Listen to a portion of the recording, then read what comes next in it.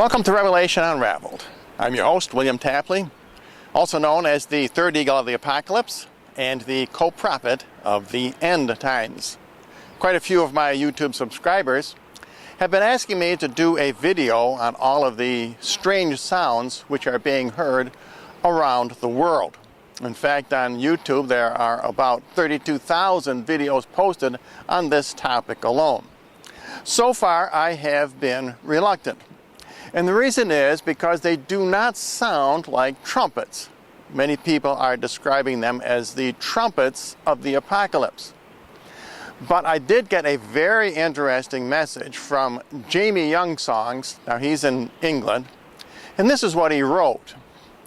He said, "So are the two witnesses in Revelation chapter 11, Enoch and Elijah, as they are here 1,260 days, or 3.5 years.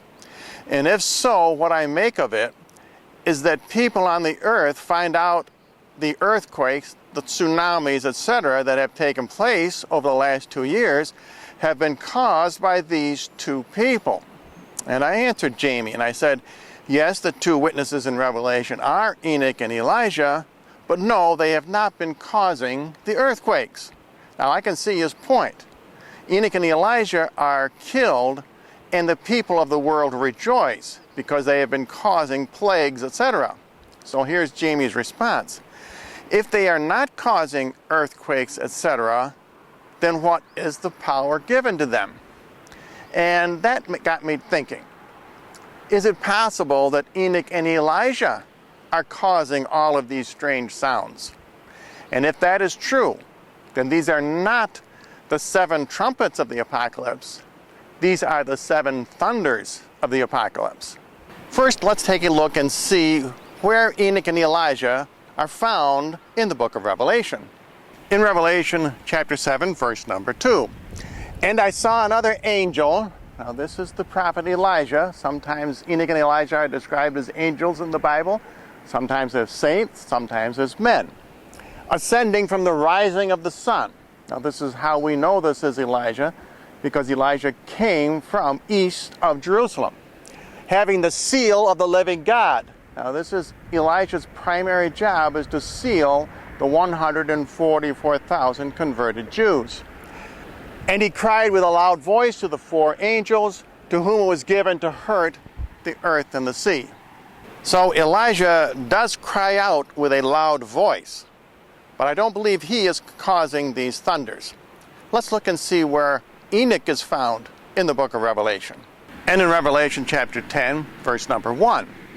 "And I saw another mighty angel," now this is the prophet Enoch, "come down from heaven clothed with a cloud, and a rainbow was on his head, and his face was as it were the sun, and his feet as pillars of fire." Now we know this is the prophet Enoch because he lived 365 years. And the sun imagery in this case refers to a solar calendar of 365 days. Now another of Enoch's main jobs on this earth when he is prophesying in the end times is to give the timing of events. Whenever Enoch and Elijah are talking to each other, for example, Elijah often asks Enoch what will be the timing of these events in these end times. Another clue that Enoch is involved with telling us the timing of events in the end times is that in this description there is a passage of time. First we see a cloud, then we see a rainbow, and then we see the sun. Verse number 2, "And he had in his hand a little book open, and he set his right foot on the sea and his left foot on the earth." Now this is a good indication of Enoch's mission to the far-off Gentile nations, both sea nations and land nations. "And he cried with a loud voice as when a lion roars." Now could this be referred to the seven thunders? "And when he had cried, 7 thunders uttered their voices. And when the 7 thunders had uttered their voices, I was about to write, and I heard a voice from heaven saying to me, 'Seal up those things which the 7 thunders uttered, and write them not.'" And on this program, I am going to reveal the meaning of those 7 thunders. So now we see that the 7 thunders in the book of Revelation are not actually cried out by Enoch. Enoch roars like a lion, but the seven thunders come from heaven. Now, in order to find out what these seven thunders mean, we need to go and find where Enoch and Elijah are found in the book of Daniel. Daniel chapter 4, verse number 13. Now, I'm going to use the King James Version numbering of this chapter because I believe it's more accurate than the Catholic Douay-Rheims Bible. I saw in the visions of my head on my bed, and behold, a watcher. Now, the watcher is Enoch, and a holy one. The holy one is Elijah, come down from heaven. Now, at one time, I thought the watcher and the holy one were one individual, but I've come to realize that these are the two witnesses of the end times. These are the two lampstands, Enoch and Elijah. And he cried aloud. Now, Daniel writes here, he cried aloud. So that means that one of these two witnesses is doing the crying. He cried aloud and said thus, cut down the tree. Now, this tree in the king's vision symbolizes King Nebuchadnezzar himself. And chop off the branches thereof, shake off its leaves, and scatter its fruits. Let the beasts fly away from under it, and the birds from its branches. Now, we are going to determine that this is Elijah who spoke these words by a process of elimination, because the next passage is definitely by the prophet Enoch. Now, this tree that is cut down was a vision of King Nebuchadnezzar. And as Daniel explains, it refers to him losing his power as the king. But in the end times interpretation, the king Nebuchadnezzar prefigures Barack Obama, and the tree which is cut down prefigures the fall of the United States and, in fact, all of Western civilization. However, I don't believe what the prophet Elijah is crying out in this passage refers to the seven thunders. First of all, there are only 6 items mentioned here. And second of all, it is Elijah who is doing the crying. Remember, the 7 thunders come from heaven. Let's look a little further and see what Enoch says. Verse number 15.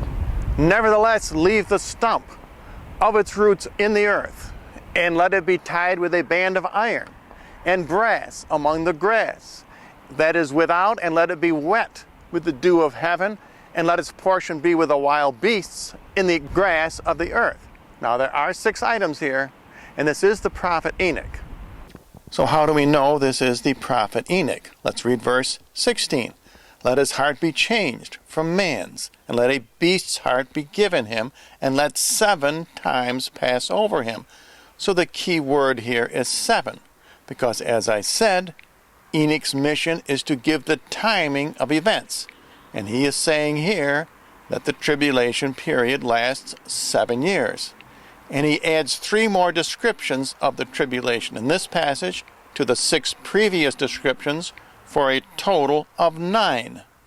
But the 9 descriptions which Enoch gives in this passage refers to life during the 7 years of tribulation, that is, after World War III. And once again, we see that this is probably not the 7 thunders, because Enoch lists a total of 9 items, and they are given by the prophet himself. Now let's look and see where Daniel describes also the 7 years of tribulation. So now let's look at Daniel's interpretation of the king's dream. Verse 25, that they shall drive you out from men, and your dwelling shall be with the cattle and the beasts of the field. Now here I am using the Catholic Douay-Rheims translation, which distinguishes between beasts and cattle, which is correct, because cattle represents domesticated animal, and the beasts are, of course, the wild beasts of the field, and in the end times interpretation, the 2 beasts are the Antichrist and the false prophet. And they shall make you to eat grass as oxen, and they shall wet you with the dew of heaven, and 7 times shall pass over you, till you know that the Most High rules in the kingdom of men, and gives it to whomsoever he will. Now this whomsoever is the Antichrist, and elsewhere Daniel describes him as the basest of men. So in this passage, Daniel is describing the same 7 years of tribulation. However, I do not believe these are exactly the seven thunders, because first of all, they are enunciated by Daniel. They are not enunciated by heaven. And in this passage, there are 8 items referred to. Let's look a little further ahead in Daniel and see if we can find the 7 thunders. So we have seen Enoch describe 6 plus 3 aspects of the 7 years of tribulation. We've seen Daniel describe 8 aspects of the 7 years of tribulation. So now let's see if we can find what the 7 thunders say. In verse number 31, while the word was in the king's mouth, there fell a voice from heaven. Now we are on the right track. Saying, O King Nebuchadnezzar, to you it is spoken, the kingdom is departed from you. Verse 32, and they shall drive you from among men, number 1. And your dwelling shall be with the cattle, number 2. And the beasts of the field, number 3. And they shall make you eat grass, number 4, as oxen.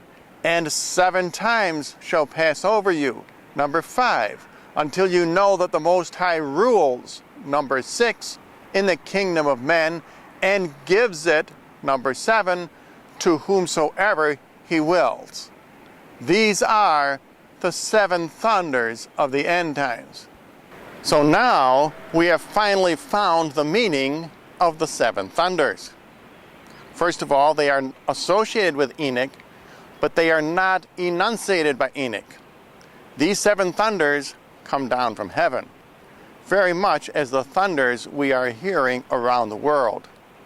They are associated with the prophet Enoch, but they are a warning from Almighty God. Secondly, what is really important about these 7 thunders is they are directed at the general population, that is, at you and me. They are not directed at the government, nor are they directed at religion. Because it's interesting to see what is left out of the 7 thunders. We have seen these 7 years of tribulation described by the prophet Enoch and by the prophet Daniel. But there are 4 items left out of the 7 thunders which come down from heaven. Let's take a look at what is left out of the 7 thunders. Enoch referred to the stump, which is Western civilization after it is cut down by World War III. The band of iron refers to the one world government. The band of brass, the one world religion. These 2 bands restrict the growth of Western civilization. Now both Daniel and Enoch refer to the phrase wet with the dew of heaven. Now the 7 thunders also left out wet with the dew of heaven, and I believe the reason is because to add that would of course give you 8 thunders, and besides it's similar to eating grass as oxen. Remember, these 7 are warnings to mankind and not to the government or to religion, as these first 3 are, the stump and the band of iron and the band of brass. Wet with the dew of heaven refers to the problems that you and I will face during the 7 years. Of course, I realize all of these sounds that we are hearing around the world may have other explanations. They could be natural, for example, earthquakes. They could be man-made, for example, the HAARP device. Or they could be hoaxes. I've seen a lot of videos on YouTube which are obviously made to make fun of the real thing.